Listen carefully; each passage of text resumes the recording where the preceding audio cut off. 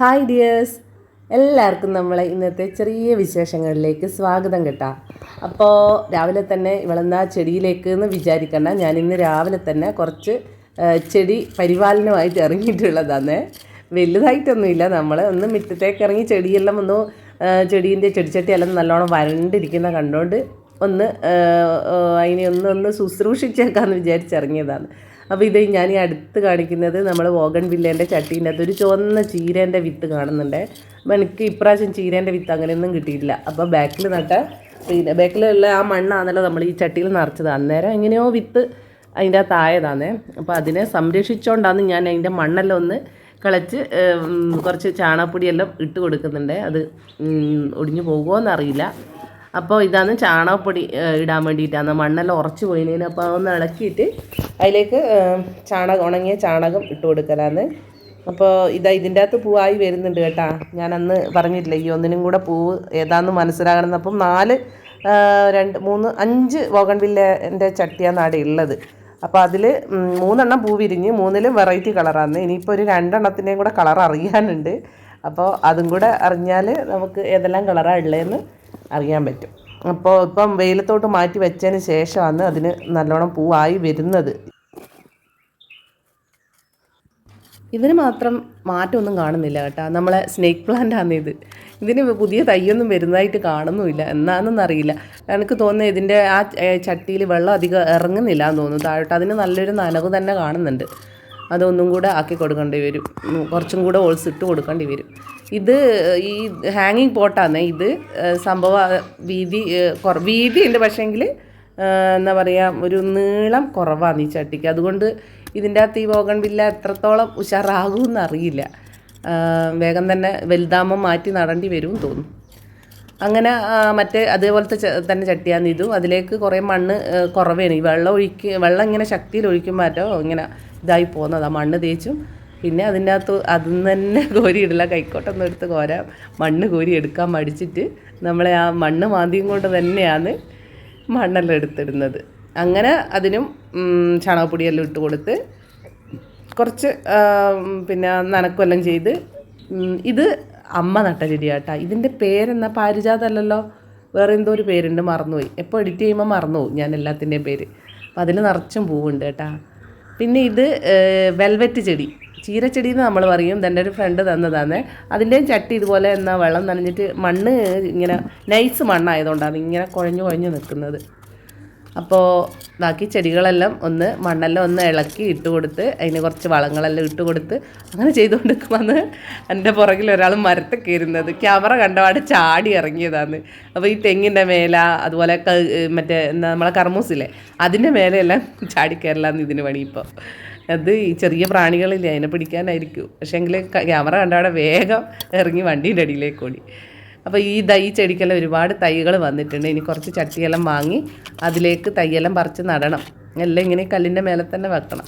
ഞാനൊന്നും പറഞ്ഞില്ല, രാമനാരായണെന്നും പറഞ്ഞ് ഇവിടെ വന്നിരിക്കലാന്ന്. ക്യാമറ കാണുമ്പോൾ ഓടല. പിന്നെ അതെല്ലാം കഴിഞ്ഞ് പിന്നെ ബാക്കിലോട്ട് വന്നു കേട്ടോ. അടുക്കള വശത്താണ് നമ്മളെ മുളക് എല്ലാം ഉള്ളത്. അപ്പോൾ ആ റോസ് വെള്ളം എന്താണെന്നല്ല, റോസ് വെള്ളമല്ല കേട്ടോ, ചുവപ്പ് വെള്ളമാണ്. ക്യാമറേൻ്റെ എഫക്റ്റ് കൊണ്ട് അത് റോസായി കാണുന്നതാണ്.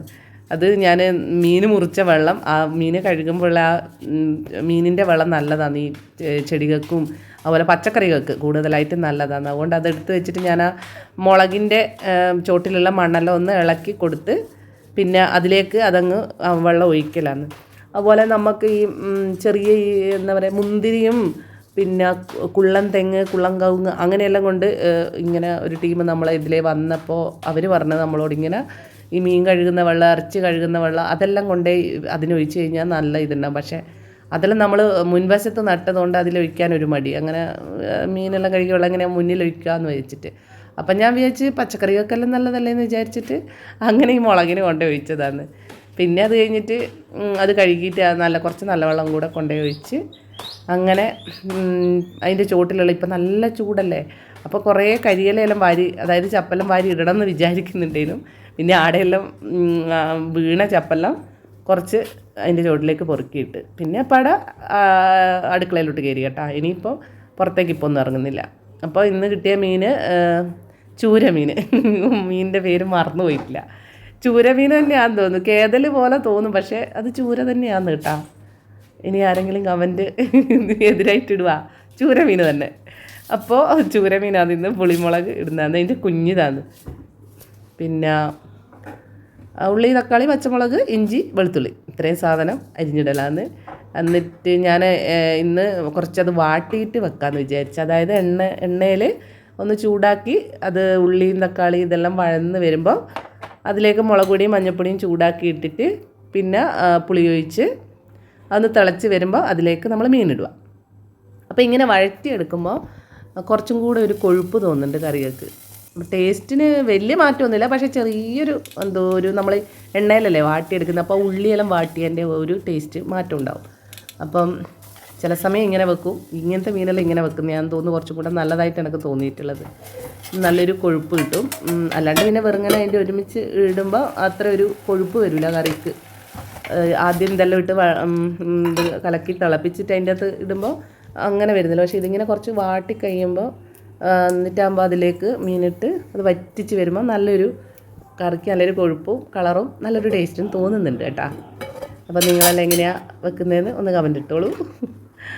അപ്പോൾ അതാ പുളിയെല്ലാം പിഴിഞ്ഞ് വെച്ചിട്ടുണ്ട്, കറിവേപ്പില ഇട്ടുകൊണ്ടിരിക്കുന്നു. പിന്നെ അതൊന്ന് തിളക്കുമ്പോൾ നമുക്ക് അത് അടച്ച് വെച്ച് നന്നായിട്ടൊന്ന് തിളപ്പിക്കുക. അപ്പോൾ തിളച്ച് കഴിയുമ്പോൾ നമുക്ക് നമ്മളെ മീനിട്ട് കൊടുക്കുക. അതിലേക്ക് ഒന്ന് പൊരിക്കാനൊന്നും എടുത്ത് വെച്ചിട്ടില്ല, മീൻ മൊത്തം അങ്ങ് മുളകിടാൻ വേണ്ടിയിട്ടിട്ട്. അപ്പോൾ ഇതാ തിളച്ച് വറ്റി വന്നിട്ടുണ്ട്.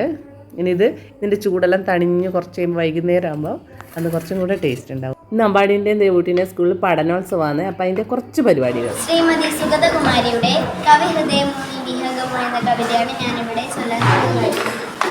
അഴിയിട്ടൂട്ടിലെ മയിലും തഴുതിട്ടൊരഴിയിൽ പിടിച്ചു നിൽക്കുന്ന ഞാനും പല മാത്ര തങ്ങളിൽ നോക്കി പിന്നെ മയിൽ പിന്തിരിഞ്ഞു നടന്നു.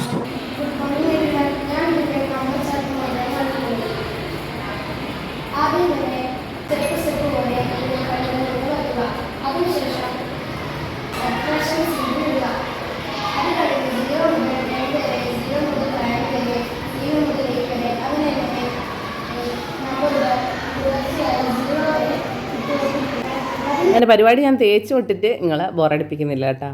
അപ്പോൾ ഇത് അവർ സ്കൂൾ വിട്ട് വന്നതിന് ശേഷമുള്ള പിന്നെ ഭാഗമാണ് കാണുന്നത്. സ്കൂൾ വിട്ട് വന്ന് കഴിഞ്ഞാടെയുള്ള പരിപാടിയാണ് ഇത്. അമ്പാടിക്കും ദേവൂട്ടിക്കും ഉപ്പും മുളകും വെച്ചിരുന്ന് കാണൽ. അത് എത്ര സമയം കണ്ടാലും മതിയാവില്ല. അപ്പം വന്നപാടൊരു ചോക്ലേറ്റ് എല്ലാം തിന്നലാന്ന്. രണ്ടാളും കൂടി ഇരുന്നിട്ട് ചോക്ലേറ്റ് തിന്നുന്ന. അപ്പോൾ ചായ ഇന്ന് ഞാൻ വെക്കാൻ കുറച്ച് ലേറ്റായിപ്പോയി. അപ്പോൾ അതുകൊണ്ടാണ് വന്നപാടെ മുട്ടായി വരുതി പിടിച്ചെടുത്ത് തിന്നുന്നത്. അപ്പോൾ ചായ വെക്കുന്നതാണേ. സ്കൂൾ വിട്ട് വന്നു കഴിഞ്ഞാൽ പിന്നെ ചായ മാത്രമാണ് അവർക്ക് വേണ്ടു. ചോറൊന്നും തിന്നൂല. ചോറ് തിന്നാൻ പറഞ്ഞു കഴിഞ്ഞാൽ ആ ഭാഗം ചിന്തിക്കൂല. ചില സമയം നല്ല വിശപ്പാണെങ്കിൽ ദേവൂട്ടി ചോറ് തിന്നും. അമ്പാടി പിന്നെ തിന്നലേ ഇല്ല. അപ്പോൾ ഇന്ന് എന്തായാലും രണ്ടാൾക്കും ചോറ് വേണ്ട, അതുകൊണ്ട് ചായ തന്നെ. എപ്പോൾ അങ്ങനെ തന്നെയാണ്, ചായ തന്നെയാണ്. വൈകുന്നേരം ചായയും ചെറിയൊരു കടി എന്തെങ്കിലും ആയിട്ടുണ്ടാവും. അപ്പോൾ അതും കൂട്ടിയിട്ട് ചായ കുടിക്കുക. അപ്പോൾ ഇവർ വരുന്ന സമയമാകുമ്പോൾ നമ്മളും ചായ വെക്കലുള്ളൂ. അപ്പോൾ ഒരുമിച്ചിരുന്നിട്ട് ചായ കുടിക്കലാണ് പതിവ്. അപ്പോൾ നമ്മളെ വീഡിയോസ് കണ്ട് നമ്മളെ സപ്പോർട്ട് ചെയ്യുന്ന എല്ലാവർക്കും ഒരുപാട് നന്ദിയുണ്ട്. ഒരുപാട് ആൾക്കാർ സ്ഥിരം കമൻ്റ് ഇടുന്നവരുണ്ട്, ഞാനെപ്പം പറയും പോലെ. അപ്പോൾ അവരെ അഭിപ്രായങ്ങളെല്ലാം പറയലുണ്ട്. വീഡിയോ നന്നാകുന്നുണ്ട് എന്ന് പറയുന്നുണ്ട്. അതുപോലെ തന്നെ ഷോർട്ടിൻ്റെയും അഭിപ്രായങ്ങൾ പറയുന്നവരുണ്ട്. ഇന്നെനക്ക് വന്ന ഒരു കമൻ്റാണ്, പിന്നെ കോമഡി ഇടും അനുകരണങ്ങൾ വേണ്ട എന്നെല്ലാം പറഞ്ഞപ്പോൾ ഞാൻ ഇടയ്ക്ക് മോട്ടിവേഷൻ്റെ കുറച്ച് മെസ്സേജസ് അങ്ങനെയുള്ളത് ഇടുന്നത്. അപ്പോൾ അതെന്തുകൊണ്ടാണ് ഇടുന്നതെന്ന് വെച്ച് കഴിഞ്ഞാൽ ചില സമയത്ത് നമുക്ക് ഇങ്ങനെ ഞാനൊരു 3-4 ഷോട്ട് ഞാനൊരു ദിവസം ഇടുന്നുണ്ട്. അപ്പോൾ എനിക്ക് എപ്പോഴും അത് ഇടാൻ പറ്റാത്ത സാഹചര്യം ഉണ്ടാവുമല്ലോ. അതുകൊണ്ട് ആ സമയത്ത് ഇതാകുമ്പോൾ നമുക്ക് ടൈപ്പ് ചെയ്താൽ മതിയല്ലോ. അപ്പോൾ അങ്ങനെ ഇടുന്നതാകട്ടെ. അപ്പോൾ ആരും ഒന്നും വിചാരിക്കരുത്. കോമഡി ഇടുന്നുണ്ട്, രണ്ടും ഇടുന്നുണ്ട്. അപ്പോൾ എല്ലാവരും കണ്ട് സപ്പോർട്ട് ചെയ്യണേ. അപ്പോൾ ഇതെന്ന് വെച്ച് കഴിഞ്ഞാൽ ഇത് ഞാൻ കുറച്ച് മുമ്പ് എടുത്ത് വെച്ച വീഡിയോ കേട്ടോ. ഒരാഴ്ച മുന്നേ എടുത്ത് വെച്ച. അപ്പോൾ ഇതിൻ്റെ കാര്യം ഞാൻ മറന്നുപോയിനേനും. അതെൻ്റെ ഫോണിൽ കിടക്കുന്നുണ്ട്. അപ്പം ഞാനിങ്ങനെ എല്ലാം മെമ്മറി ഫുള്ളായിട്ട് ഡിലീറ്റ് ആക്കാൻ നോക്കുമ്പോൾ അയ്യോ ഈ വീഡിയോ ഞാൻ ഇട്ടിട്ടില്ലല്ലോ എന്ന് ഓർമ്മിച്ചത്. അപ്പോൾ ഇത് നമ്മൾ അണ്ടല്ലൂർ കാവിൽ പോയതാണ്. അണ്ടല്ലൂർ കാവിൽ ഉത്സവത്തിന് പോയ ഒരു വീഡിയോനെ ഫുള്ളായിട്ടൊന്നും എടുക്കാൻ പറ്റിയില്ല, കുറേശ്ശെ എടുത്തിട്ടുണ്ട്. അപ്പം പോകുമ്പം നമ്മളൊരു ഹോട്ടലിൽ ഫുഡ് കഴിക്കാൻ കയറിയതാണ്. അപ്പോൾ അമ്പാടിക്ക് ചില്ലി ചിക്കൻ വേണമെന്ന് പറഞ്ഞിട്ട് ലാസ്റ്റ് അമ്പാടിക്ക് ചില്ലി ചിക്കൻ പോലത്തെ ഒന്ന് കൊടുത്തതാണ്. നമ്മളെ ഗോബി മഞ്ചൂരി നല്ല ചില്ലി ചിക്കനെ പോലെ തോന്നിക്കുന്നത്. അമ്പാടി അത് ചിക്കനാണെന്ന് വിചാരിച്ചങ്ങ് തിന്ന്. അമ്പലത്തിൽ പോയി തിരിച്ചു വരുമ്പോൾ അതൊക്കെ പ്രശ്നമില്ല, ചിക്കൻ എല്ലാം കഴിക്കുന്നത്. പക്ഷേ നമ്മൾ അമ്പലത്തിൽ പോകുമ്പോൾ എങ്ങനെയാണ് ചിക്കൻ കഴിക്കുക?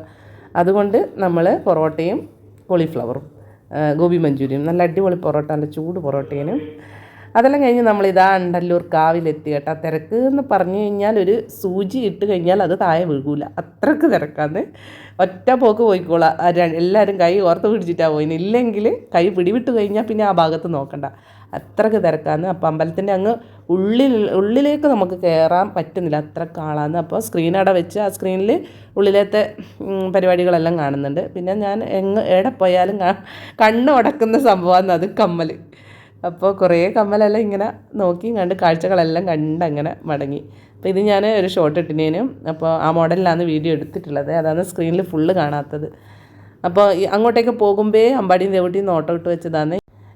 ഈ മരത്തിൽ ഊഞ്ഞാൽ പോലെ ഉണ്ടമ്മേ, ഈ ഊഞ്ഞാലിൽ ആടാന്ന് പറഞ്ഞിട്ട് ഞാൻ പറഞ്ഞു തിരിച്ച് വരുമ്പോൾ നമുക്ക് ആടാം, അമ്പലത്തെല്ലാം പോയി വന്നിട്ടെന്ന് പറഞ്ഞിട്ട് തിരിച്ച് വരുമ്പോൾ അവർ ആടാനിരുന്നതാണ്. അപ്പം ചിലതെല്ലാം അതിൻ്റെ വള്ളി വലിഞ്ഞ് ഇങ്ങോട്ട് പോകുന്നതുകൊണ്ടായിരിക്കും കെട്ടിവെച്ചിട്ടെല്ലാം ഉണ്ട്. പിന്നെ നിറച്ചും ട്യൂബ് ലൈറ്റ് അല്ലേ, അപ്പോൾ അതെല്ലാം ഇങ്ങനെ കുട്ടികളാടുന്നതുകൊണ്ട് ഇതായി പോകണ്ടെന്ന് വിചാരിച്ച് ചിലതെല്ലാം കെട്ടിവെച്ചിട്ടുണ്ട്.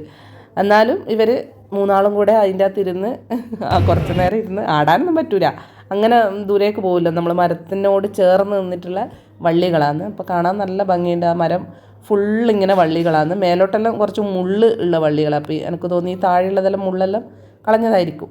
അപ്പോൾ ഇന്നത്തെ വീഡിയോയിൽ നമുക്കുള്ള ചെറിയ ചെറിയ വിശേഷങ്ങൾ ഇതെല്ലാമാണ്. അപ്പോൾ വീഡിയോ ഇഷ്ടപ്പെട്ടെന്ന് വിചാരിക്കുന്നത്, ഇഷ്ടപ്പെട്ടെങ്കിൽ ലൈക്ക് ചെയ്യുക, കമൻ്റ് അറിയിക്കുക. അപ്പോൾ നമുക്ക് നാളെയല്ല മറ്റന്നാൾ കാണാം. അതുവരെ ബൈ.